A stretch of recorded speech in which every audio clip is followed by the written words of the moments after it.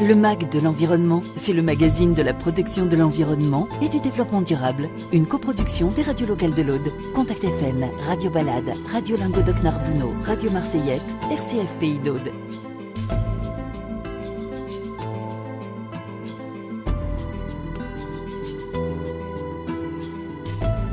Le MAG de l'environnement, c'est une émission qui est animée par le Parc naturel régional de la Narbonnaise en Méditerranée. Au micro, Alice Roy. Aujourd'hui, je reçois deux personnalités qui vont nous parler d'éducation à l'environnement. Michael Falguera, vous êtes animateur nature. Vous avez créé votre entreprise Je vous emmène et vous allez nous raconter comment et pourquoi on devient animateur en environnement. Bonjour. Bonjour.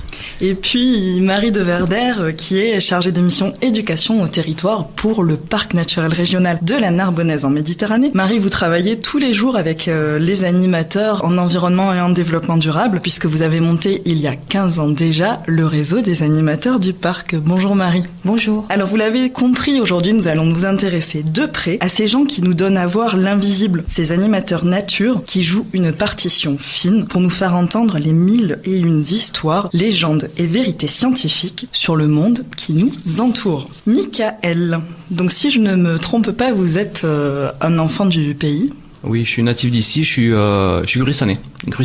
Un gruissanote. Et vous êtes animateur nature, donc vous partagez votre amour de ce lieu avec les habitants et les visiteurs de la Narbonnaise. Est-ce que vous pouvez nous parler de votre parcours ? Alors mon parcours, je pense, qui remonte forcément à l'enfance, où j'adorais me balader dans la garrigue avec mes parents. Et à partir de ce moment-là, j'ai commencé à m'intéresser à tout ce qu'il y avait dans cette nature et aussi ce que l'on ne voyait pas, comme les légendes, les histoires de trésors. Et c'est des prétextes à faire des balades, déjà dans mon enfance. Ensuite, j'ai fait quelques études classiques, on va dire. Et dans mon parcours, j'ai étudié la botanique. Ça peut servir quand on veut devenir animateur nature. Ensuite, pour faire court, je fais partie de la génération aux 1000 métiers. J'ai touché un peu à tout et j'ai quelques métiers qui m'ont permis de me donner des cordes à mon arc. Alors il y a eu l'armée qui m'a permis d'utiliser les cartes et aussi j'ai travaillé sur les marchés, ça m'a permis d'avoir le contact avec les gens. Et d'apprendre à parler en public. Voilà, exactement. Et à force de faire tous ces petits boulots, un jour je me suis un peu recentré, j'ai dit mais vraiment qu'est-ce que t'aimerais faire et je me suis dit mais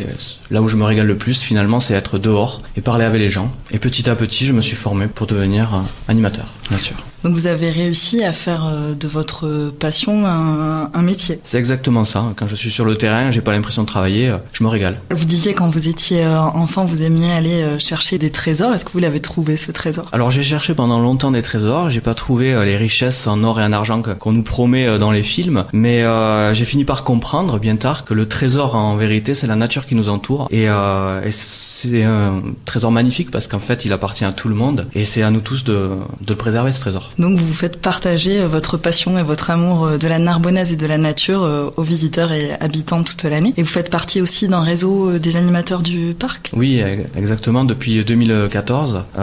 Et là c'est super pour moi parce que non seulement j'ai rencontré des gens qui étaient passionnés aussi dans diverses matières et ça m'a permis, puisque finalement la nature comme tout un tas de matières, c'est infini le savoir qu'il y a à apprendre. Et le contact avec tous ces gens m'a permis, on va dire, de m'enrichir en termes de culture, de nature. Et de nature. Et le contenu de vos balades, c'est plutôt à thématique botanique Alors c'est plutôt généraliste. Souvent je cherche des lieux qui sont déjà magnifiques par ses points de vue ou ses petits sentiers. Et en fonction du terrain, c'est le terrain qui va me parler. En disant, ben voilà, je sais que historiquement il s'est passé quelque chose à cet endroit, donc je vais en parler. Sur ce point-là, il y a quand même des plantes qui sont jolies, je vais en parler, je vais trouver une légende qu'il y a derrière. Voilà, c'est le terrain qui me parle d'abord. Et ensuite, en fonction de ce qu'il y a à voir et à dire, j'en parle. Ok, donc on va proposer à nos auditeurs de rester en ligne pour entendre les histoires que Michael nous racontera tout à l'heure. Mais après la pause musicale, ce sera Marie qui va nous parler du réseau des animateurs du parc. Une petite Java qui parle de ces dames qui ont collaboré horizontalement. L'étendue. Au Paris de l'église, on sonne l'armistice en ce jour de printemps. La ville tricolore en oublie tous ses morts juste pour un instant. Et tandis que la clique improvise en public une heure de résistants, au milieu des trompettes, on a rasé les têtes de filles de 20 ans. Et c'est de ce qu'on livre, ma qui fait rire, on paye à présent. Ils sont venus à leur déchirer leur robe sur l'air des partisans. Après le ton, l'heure de la honte, l'heure des règlements. Elles étaient trop jolies pour avoir dans leur vie de ces récemment. Maintenant sur la place toute la populace s'amasse lentement. Jouer au pilori au nom de la patrie, quel triste châtiment. C'est la loi des vainqueurs que de punir de cœur pour leurs amours d'antan. C'est le lot de la guerre que donne ne durer guère jamais plus de 100 ans.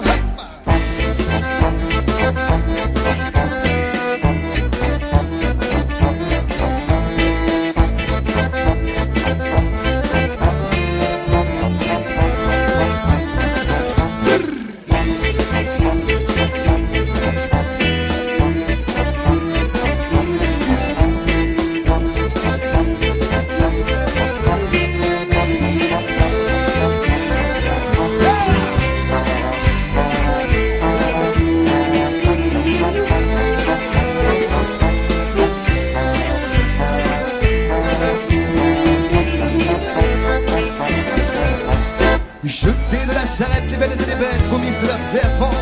Bordards et revanches se finiront dimanche par souquer mon pan.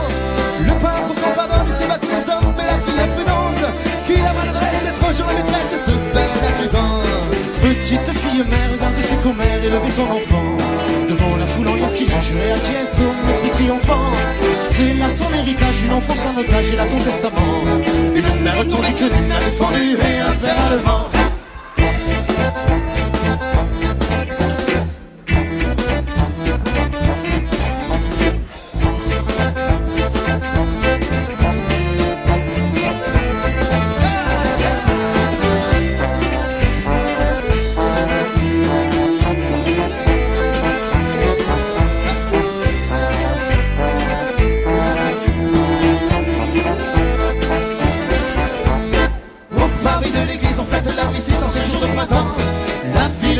Se souvient de ses morts juste pour un instant. Il vous revient madame l'histoire de vague à l'âme. C'est le nouveau moment. Vous saviez il est vrai un sort collaboré horizontalement.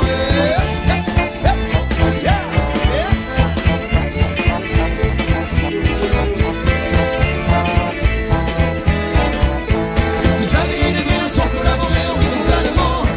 Vous saviez il est vrai un sort collaboré horizontalement.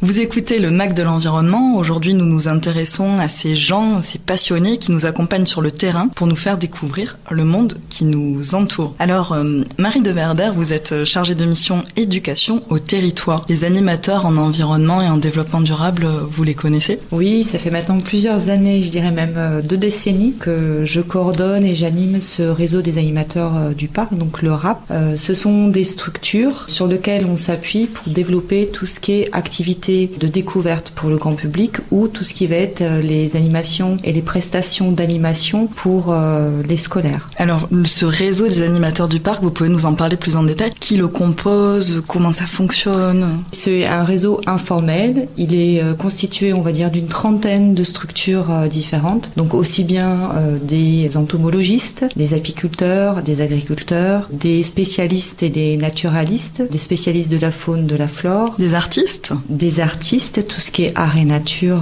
bien sûr, et aussi des spécialistes de l'éducation à l'environnement, donc des animateurs nature. D'accord. Et donc c'est eux qui amènent les visiteurs, les habitants sur le terrain en fonction de vos besoins ? Comment... C'est ça. Sur différents programmes qu'on peut coordonner pour le grand public, les animateurs nous font des propositions de balades, de découvertes, en fonction de leur spécificité et de leurs compétences, je dirais, et leur passion. Donc on peut très bien avoir des balades sur les insectes du territoire avec Stéphanie Dubois d'Insectes et Nature. On peut très bien avoir Mickaël Falguera, je vous emmène sur tout ce qui va être des balades liées au patrimoine local. Et on peut très bien aussi avoir des animateurs spécialistes de l'avifaune, donc sur l'ornithologie, qui eux vont nous faire découvrir les oiseaux du territoire, et notamment en ce moment puisqu'on est en pleine période de migration prénuptiale. Très bien. Et pourquoi avoir monté ce réseau ? Alors la volonté du parc, quand le parc s'est constitué, c'était de s'appuyer sur les forces vives du territoire, donc de ne pas créer son propre service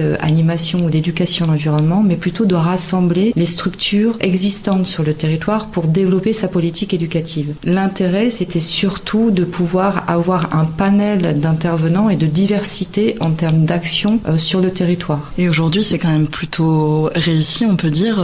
Vous orchestrez créé un programme d'animation, de plus d'une centaine d'animations gratuites sur le territoire de la Narbonnaise. Voilà, donc depuis maintenant, on va dire 7 ans, on coordonne un programme pour le département de l'Aude qui s'appelle Découvrons ensemble les espaces naturels sensibles de l'Aude.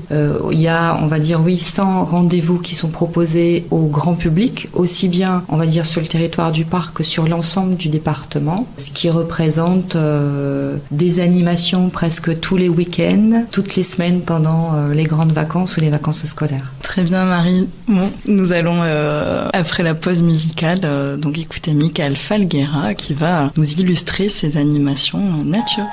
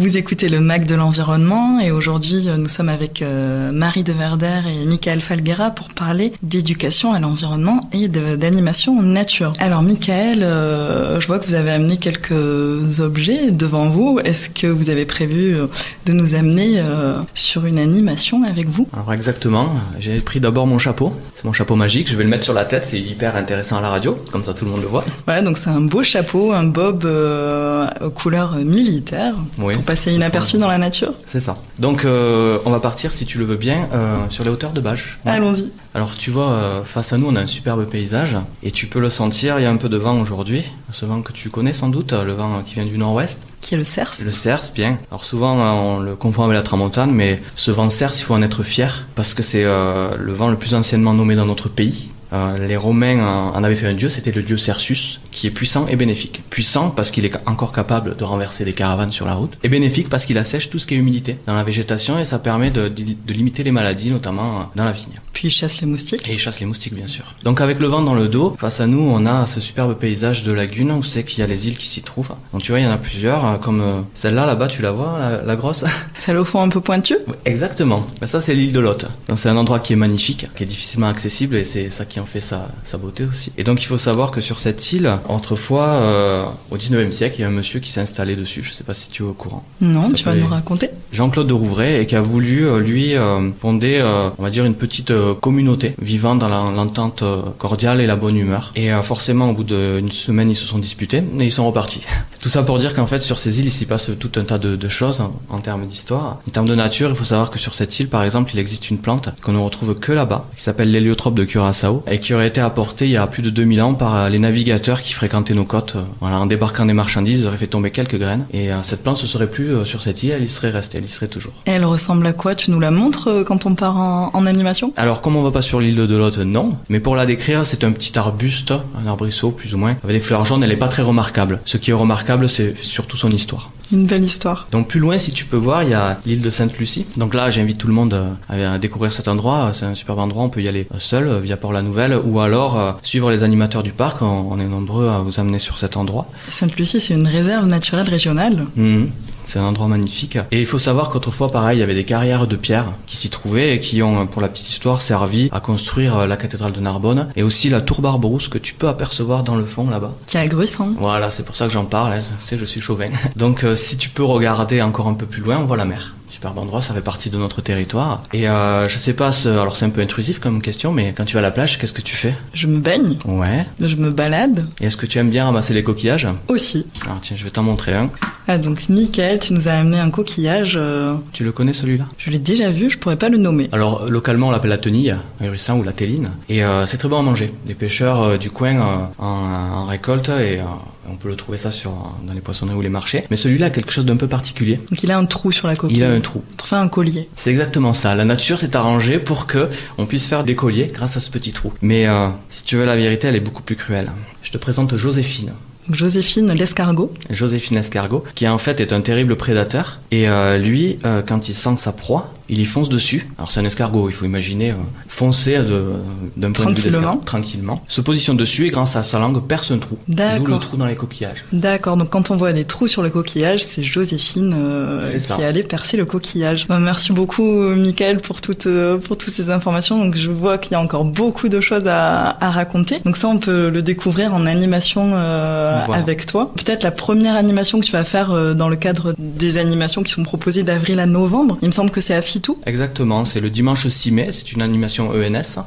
Espace naturel sensible. Voilà, qui fait partie du programme. C'est une animation qui dure la journée, donc qui est plutôt destinée à un public un peu marcheur, puisqu'on va marcher à peu près une dizaine de kilomètres sur l'ancienne frontière. L'animation s'appelle Excursion sur l'ancienne frontière, et on va se servir des écrits de Marc Pala, qui a écrit le carnet du parc numéro 8, pour le côté historique. Et pour le côté nature, eh ben, on va regarder un peu tout ce qui s'y trouve, on sera dans un paysage de garrigue, donc c'est très riche sur ce qu'il y a à dire. D'accord, donc tu nous amènes en balade toute une journée. Donc, merci Mickaël, et puis maintenant je me tourne vers Marie pour savoir, donc il y a beaucoup d'animations. Où est-ce qu'on peut trouver tout le programme si nos auditeurs souhaitent suivre ces balades? Alors le parc a édité un document qui s'appelle les rendez-vous du parc, avec toutes les balades et des propositions de sorties, de conférences, de manifestations qui vont avoir lieu d'avril à novembre. Et ce document, cette brochure est disponible dans tous les offices du tourisme du territoire, les petits commerces. Donc les premières animations qui démarrent mi-avril vont vous permettre surtout d'aborder tout ce qui est thématique lié à la faune et la flore, puisqu'on est au printemps. Et donc, il y a tout bouge au niveau du printemps. Les oiseaux arrivent, d'autres s'en vont, les plantes commencent à sortir, à pousser et à égayer un petit peu nos pelouses et la garrigue. Et si tu nous conseilles une animation à faire, par exemple samedi 14 avril, on peut aller du côté de la Palme par exemple? C'est ça, on peut aller du côté de la Palme pour découvrir cet espace naturel protégé avec Amandine Brune de l'association Océanide qui va vous permettre un petit peu de découvrir toute la particularité des étangs et des lagunes du Narbonnais, spécifiquement celui de la Palme avec les salins. Merci Marie, on se rend compte qu'il y a beaucoup à apprendre, beaucoup à découvrir sur notre territoire. Merci à Frédéric à la technique, puis merci Marie et Michael de nous avoir fait rêver et de nous avoir fait un peu découvrir ce métier d'animateur nature. Puis à bientôt pour un prochain MAC de l'environnement. C'était le MAC de l'environnement, le magazine de la protection de l'environnement et du développement durable. Une coproduction des radios locales de l'Aude, Contact FM, Radio Balade, Radio Languedoc Narbonneau, Radio Marseillette, RCF Pays d'Aude.